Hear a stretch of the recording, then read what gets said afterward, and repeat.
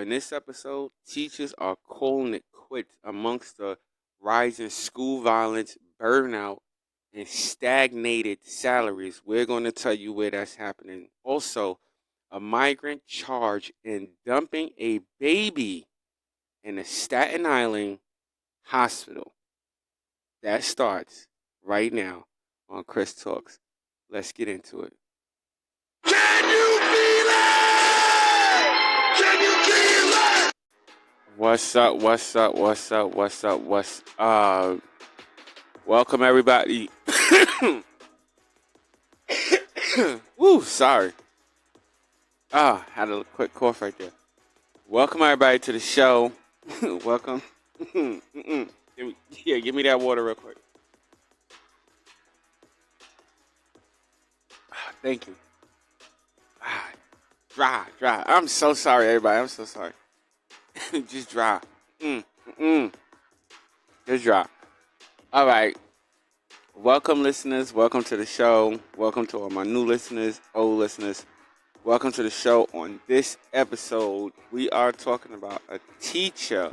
Teachers are calling it quits. They calling it quits, right? Amongst the rising of school violence, the burnout, and the stagnated salaries. I don't know. What do you guys think about the teachers just, bouncing? Just bouncing. I don't know. Y'all let me know what's up. All right, listen, we're going to get into the story real quick. Let's find this story real quick. By the way, I want to thank all of my subscribers. As always, I want to thank y'all for subscribing. The donations, I want to thank y'all for the donations. I do seriously appreciate that. All right, I found it. Okay, so let's get into this first story about these teachers. They ready to bounce out. They tired of all the violence and all that good stuff. You know what I mean? They tired of all that. Tired of it. All right, let's let our AI get into this story real quick. All right, hit it. Most educators leaving the field aren't retiring or being laid off, they're quitting. Nearly half of the public education employees working in elementary, secondary, and post-secondary institutions who left the profession in March resigned. According to preliminary numbers released in May by the U.S. Bureau of Labor Statistics. Quits peaked early into the COVID-19 pandemic, before taking a downturn in late 2020. But over the last 2 years, resignations have ticked back up, worsening the already serious teacher shortage in the United States as school districts struggle to hire new teachers, with school shootings on the rise and pandemic-disrupted learning taking a toll on teachers who feel increasingly burned out. Public education is struggling to attract and retain qualified school staff, says Becky Pringle, president of the National Education Association, the largest teachers union in the country. 1 in 3 teachers say they're likely to quit and find another job in the next 2 years, according to a recent survey by the Edweek Research Center and Merrimack College. Quits have consistently outpaced other reasons for leaving over the last decade, with the exception of the early pandemic months when teacher layoffs surged. It's like a 5-alarm fire right now, Pringle said. This is not new, but like everything else, the pandemic made it worse. Since the Uvalde school shooting in May 2022, there have been 66 shootings in schools across the country, including on college campuses, and 41 shootings at K-12 schools, according to data collected by CNN as of May 25. Educators feel the weight of grief 1 year after the shooting, Pringle says. More than 60% of teachers say they worry about a mass shooting occurring at their schools, according to a 2018 survey conducted by the NEA. Teachers are anxious in their mourning, Pringle said. The grief, because grief is cyclical, not finite, is rising up in them again. Brianna Tokhtani was one of those teachers who decided to hand in her resignation letter. She quit what she called her dream job teaching high school in upstate New York in 2021. After being heavily affected by rising school shootings in the pandemic. After taking a year off, she's since returned to the classroom teaching 7th grade in New Jersey. We're not just teachers. We're kind of like counselors or babysitters a little bit. Sometimes we act as mothers. Taktani told CNN. With COVID and everything else, it kind of just became too much for me to handle on a day-to-day basis and still feel sane. As teachers head for the exits, jobs are opening up in public education, but nobody's taking them. There were more than twice as many job openings than new hires in March. According to the Bureau of Labor Statistics, openings began outpacing hires before the COVID-19 pandemic.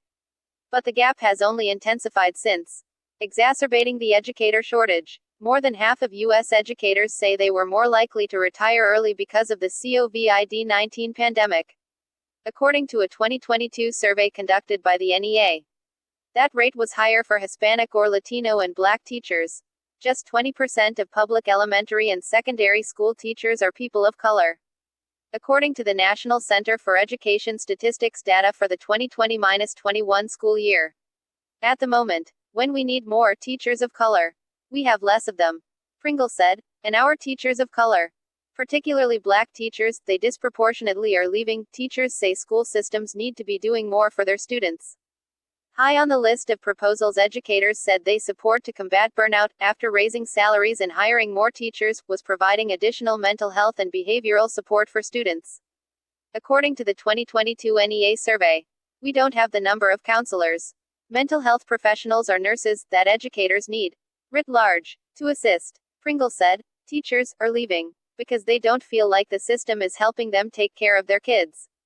The educator shortage is also in part attributable to notoriously low teacher salaries.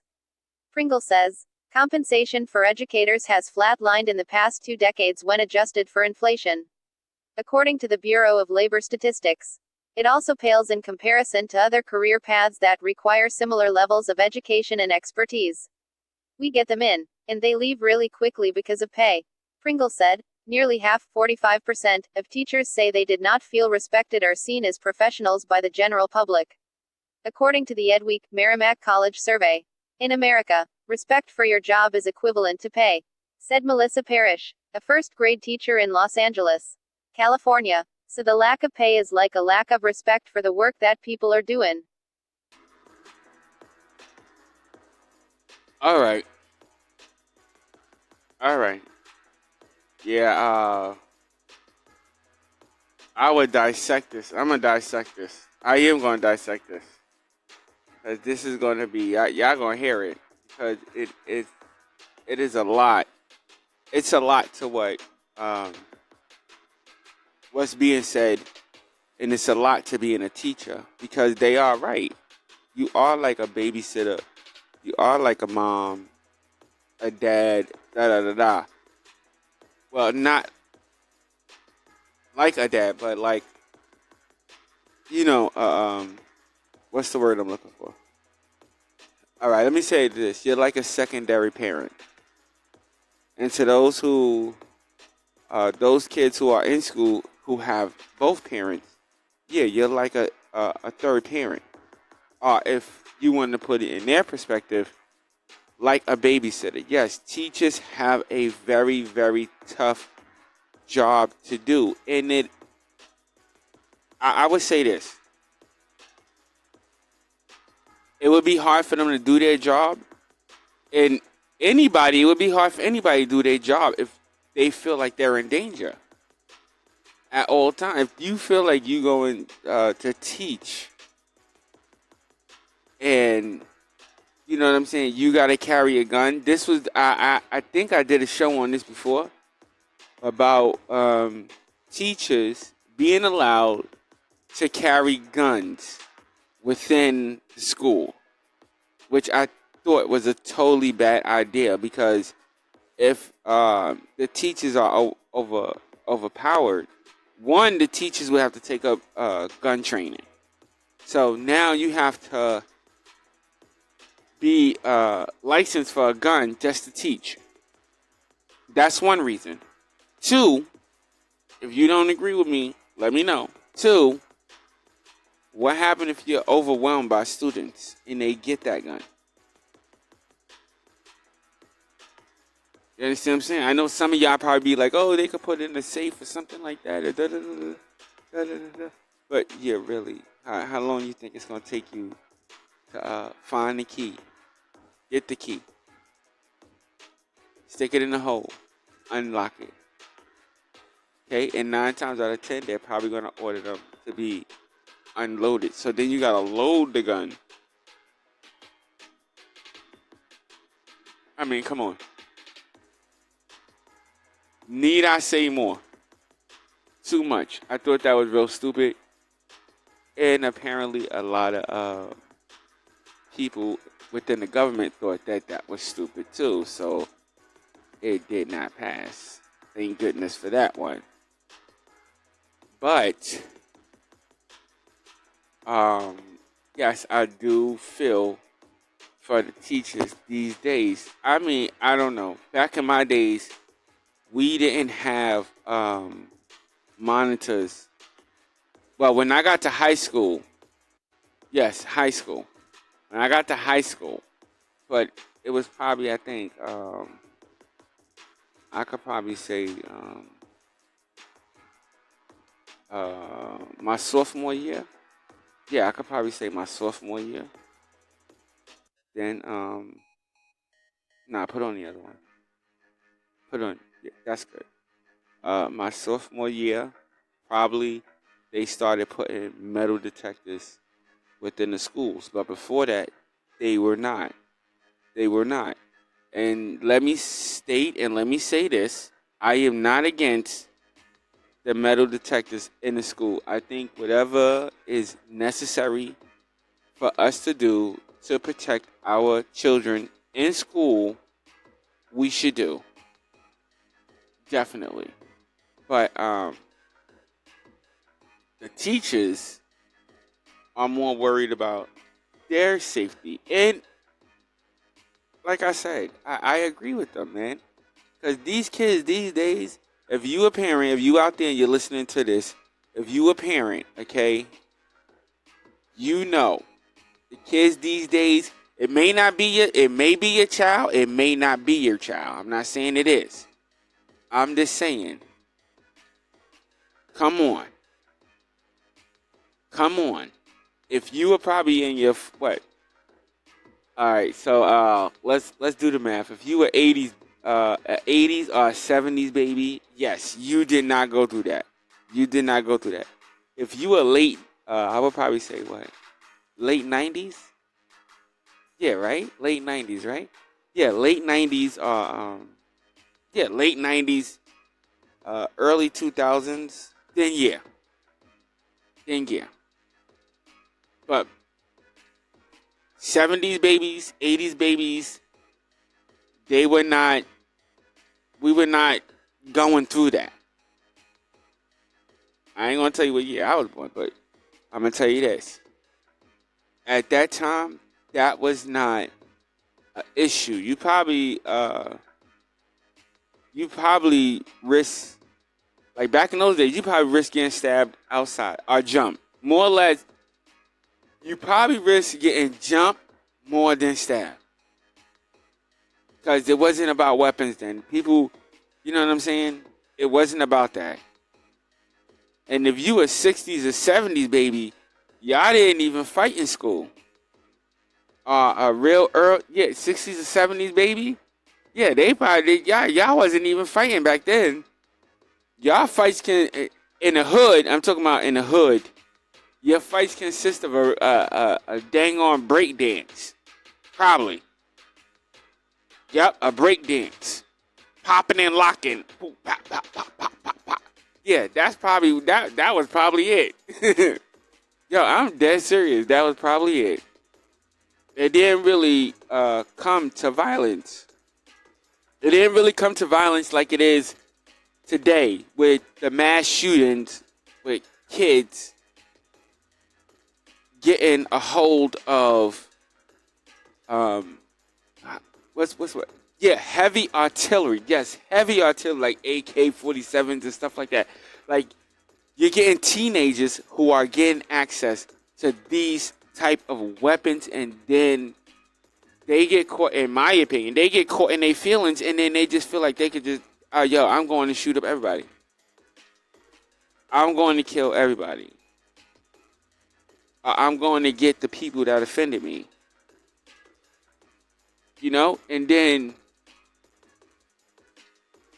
I'm not going to blame the government. I'm not blaming the government. I'm just saying the government, to me, is not, and I've said this before, we don't need to change the gun laws. We need to enforce the gun laws that we already have. And I think the states and the governments and all these Congress people and all these left and right and all of this and all of that crap, they are not enforcing what they already have. Only thing they want is votes. And why they wanting your votes? Things like this, mass shootings, well, not like this, but things like mass shootings and stuff are happening to where the educators are afraid to educate. I mean, I'm going to keep it real. America's school system is not the best. It is. I mean, come on, let's keep it real. It's filled with a lot of lies.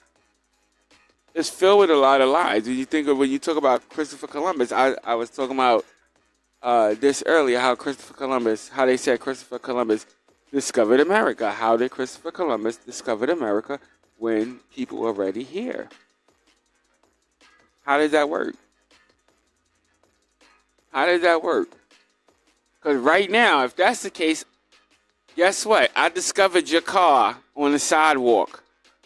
So it's mine. I just discovered it. Don't hit that button. I just discovered it. I don't like when you do that. I just discovered it. So it's my car. I just discovered your house. So it's you can't discover something that is already owned by somebody else or is already occupied by somebody else. But this is what the school system teaches children. You know what I'm saying? Like you would find, and I'm just keeping it 100, you would find a lot of information about the history of America, whether it be a lot of melanin, or no melanin. All right? Yeah, listen, I know somebody out there laughing. We don't like to say black and white. I don't like to say black and white because ain't nobody black and ain't nobody white to me. You either got a lot of melanin, a little melanin, or no melanin at all. Okay? That's how we address people around here. Why? I'm so serious. It is hard to hire help. I'm telling you. But anyway, that's how we address people around here, and that is what it is. I mean, if you really look at it, that's what it is. Okay? So, with these educators and these people who are willing to teach,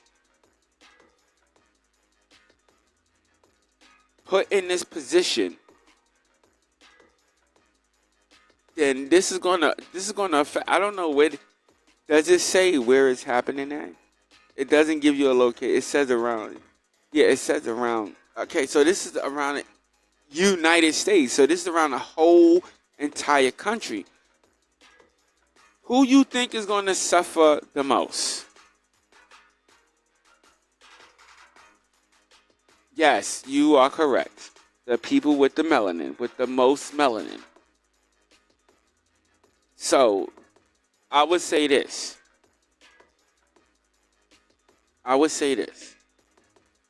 To all you parents out there, step your game up. Step your game up. Step your game up. Step your game. Let me say it one more. Step your game up. When I say step your game up, I mean interact more with your children. So it doesn't reach this point. There was a study that was done. I forgot the name of that. What was it called? Something PA or something AP or something. I forgot the name of it. It was some. I forgot the name of it. It was some crazy Statistic. Yo, listen, I can't say that name, but I can't say that word, but you know what I'm talking about. But it was something like that, and they were talking about that since COVID, which this has stated also, all these things, and especially mass murders, and mass murders, have just doubled and tripled and quadrupled. So, you know what I'm saying? People, we got to get it together. There's no reason why an educator, somebody who is teaching your children, should feel in danger. Okay? But at the same time, it is what, to the parents, I would say this, it is what you are exposing your children to. Because what they learn outside of school, they take to school. So, that's why I said this is a lie that, listen, I told you this is a lot to peel through. Because it goes on so many, it hits so many different levels. You know what I'm saying? To where you're looking at it like, why the hell? Like, you know what I'm saying? I'm teaching. I shouldn't have to go to school with a gun. I mean, when you look back in the 80s, I could say 80s, from the 50s to the maybe from the 50s to the mid 90s or early early 90s, mid 90s. Okay, no teacher was worrying about that. No educator was worrying about their students attacking them in school. They wasn't. And then maybe we need to set up some type of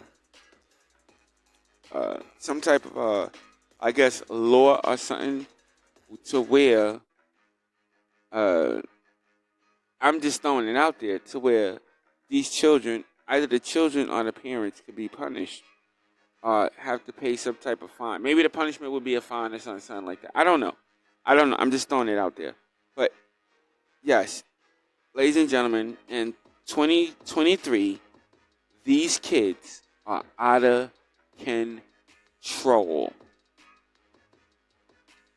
Okay? And then you gotta also, that's what I'm saying, it's so many different angles. Think about most educators. They not young. They are not young. They old. Well, I know most of my teachers is old. Even I know, especially the lunch lady, she was old as hell. Like, and the lady that worked in the library, she was always, and they were always mean. Like, oh my goodness, always mean. You gotta think about that, and you got these young teenagers attacking them. I mean, come on. Like I said before, I'll repeat again. America, we don't need to wake up. Okay? We need to grow the hell up. Okay? That's what we need to do. We need to grow up. All right. Let's pay these bills. I'm getting the signal. You're taking too long. Shut the hell up. Anyway. Let's pay these bills real quick. All right. All the links and stuff right there. All the links and everything that you need to know is right on your screen. This episode will be put up on YouTube. Also, check out our Facebook page, where we do put up motivational and inspirational quotes, okay, to help you through your day. And we do that mostly every day, at least 5 days a week, right? Yeah, at least 5 days a week. So check that part out. Also, hit that subscribe, like, and those notifications if you like this content and you want to hear some more. All right, let's get into our next story. Our next story is about a migrant charged with dumping the baby at a Staten Island hospital. This one brings us to New York. Oh, we in New York. We in New York, y'all. What's up? We don't do a lot of stuff. We don't do a lot of stories from New York. Even though we in New York, for some reason, we just don't do a lot of stories from New York. All right. So, hit the AI and let them report this story. Let's get into it. Let's do it. Days after Lucia Garcia was arraigned from a hospital bed on charges stemming from a disturbing incident involving her newborn baby, she told reporters she didn't know she was pregnant, which, according to one local advocate, is possible. Authorities say Garcia, 21, of New Dorp, abandoned the child in a trash can May 20th after giving birth in a lobby bathroom at Staten Island University Hospital. Ocean Breeze, the defendant, who sources identified as a migrant who arrived in the U.S. 10 months ago from Mexico, allegedly told police in sum and substance, "I gave birth to the baby and put the baby in the garbage." She's charged with second-degree assault, first-degree reckless endangerment, and endangering the welfare of a child. Prosecutors stated in open court earlier this month that the child might need medical care for the rest of his life due to injuries sustained in the ordeal. Over the weekend, Garcia told the New York Post she didn't know she was pregnant and didn't realize she dropped the newborn in the trash receptacle. "I thought it was just blood," she said in Spanish. "I didn't know I put my baby in the trash until the nurse told me later." At her May 22 arraignment in criminal court, St. George, Judge John McPadden ordered Garcia be placed on supervised release, after telling prosecutors that information about possible familial ties in Mexico is off the table, so long as they're being sourced to New York City news outlets. The case was adjourned to June 16. Wow. I have to say wow to that one. That's crazy. I mean, I can understand. Uh, how do I say? I mean, I can understand her not knowing if she was pregnant. Because I have, and I'm gonna say why I can understand that because there's this there was a show. I don't know if it's still on, but there was a show that was on, and it was called "I Didn't Know I Was Pregnant." I don't know. Maybe you could look that up on YouTube. On Yeah, maybe you could look it up somewhere. But there was a show called "I Didn't Know I Was Pregnant," and yeah, I remember watching one episode because I couldn't believe how the hell do you not know that you pregnant?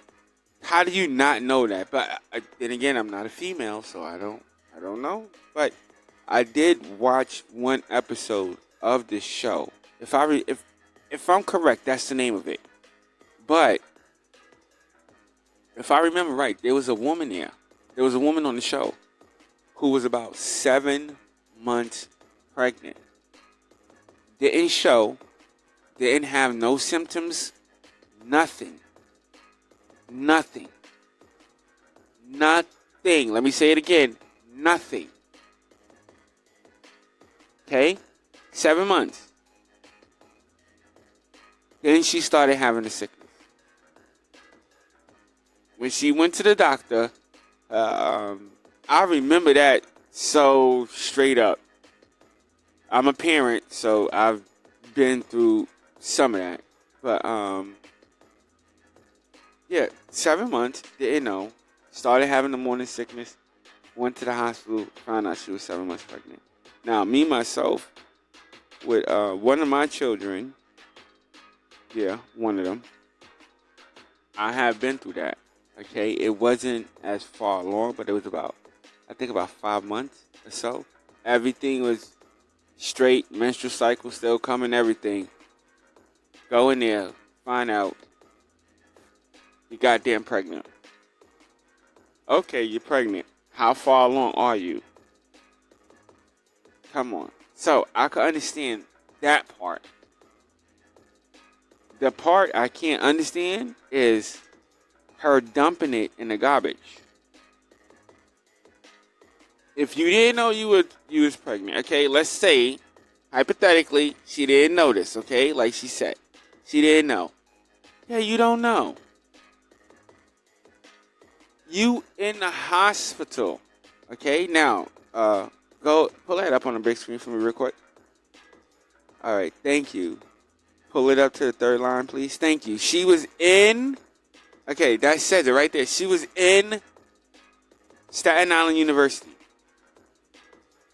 She was in the hospital.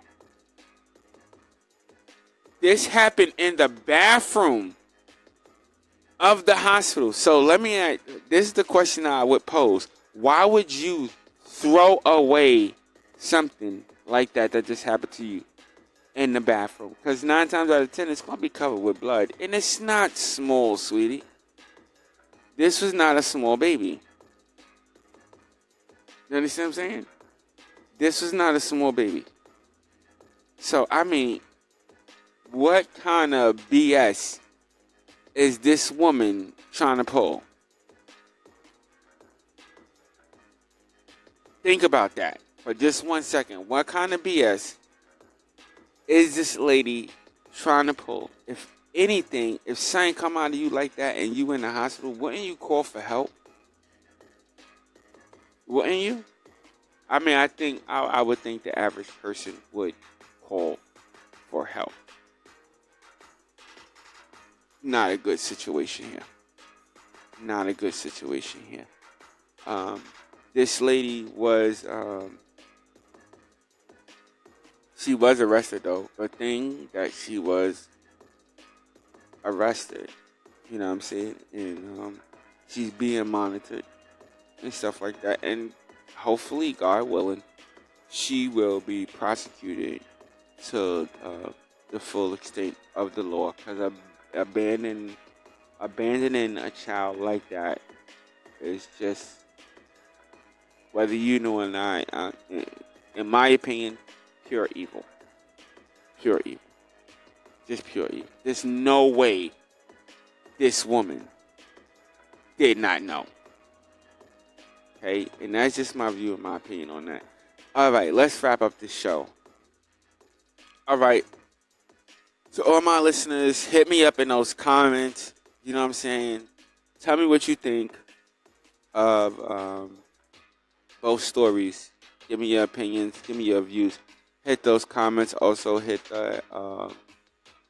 that subscribe and that like button. Okay.